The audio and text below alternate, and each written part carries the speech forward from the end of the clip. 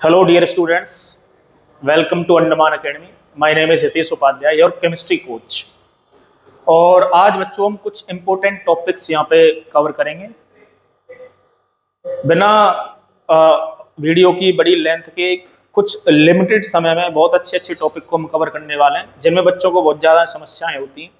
तो स्टार्ट करते हैं, आइए बिना देरी के। जैसे कि एक छोटा सा टॉपिक लेता हूँ बच्चों तुम्हारे लिए, रेजोनेंस।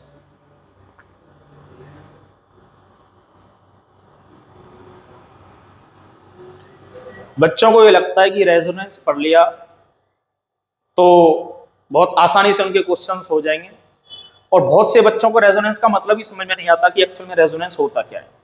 तो आइए समझते हैं कि रेजोनेंस का एक्चुअल मीनिंग क्या है, तुम क्या पढ़ते हो और अंडमान एकेडमी में चीजों को कैसे सिखाया जाता है। आइए बच्चों समझते हैं।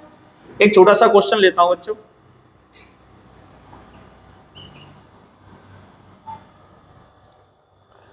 अगर मैं तुमसे पूछूं क्या ये रेजोनेंस शो करेगा, तो बहुत सारे बच्चों का जवाब होगा यस, और बहुत सारे बच्चों को पता ही नहीं होगा ये करेगा नहीं करेगा। तो सबसे पहला क्वेश्चन तो ये आता है कि ये करेगा या नहीं करेगा, इसके बारे में आइए जानकारी करते हैं। तो इसको समझने के लिए सबसे बेसिक और सबसे इजी वे क्या है, हम इसका ऑर्बिटल डायग्राम बना लेते हैं बच्चों।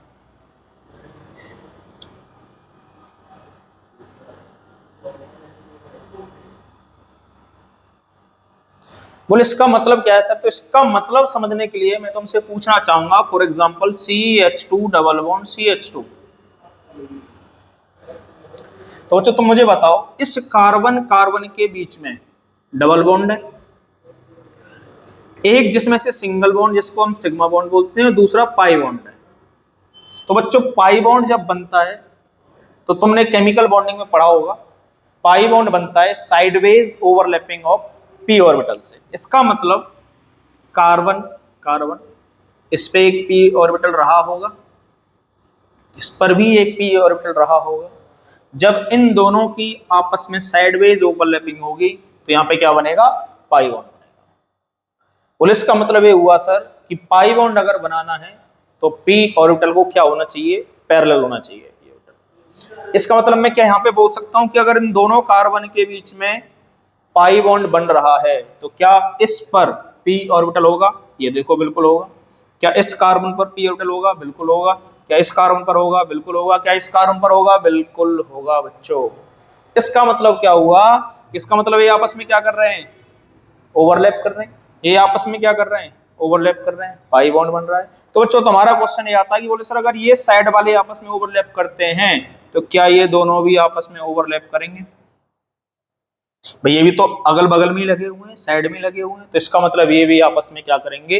ओवरलैप करेंगे। अगर ये दोनों आपस में ओवरलैप करेंगे तो बच्चों यहाँ पे क्या बनेगा? डबल बॉन्ड बनेगा यहाँ पर भी। यानी तुम्हें आइडिया लग गया। बोले सर एक इसकी स्ट्रक्चर ऐसी भी होगी जिसमें यहाँ पर क्या आ रहा होगा? पाई बॉन्ड आ रहा होगा। तो अगर मैं इसकी दूसरी रेजोनेटिंग स्ट्रक्चर बनाऊं बच्चों तो कुछ इस तरीके से बना सकता हूं, ये डबल बॉन्ड इधर, ये डबल बॉन्ड इधर।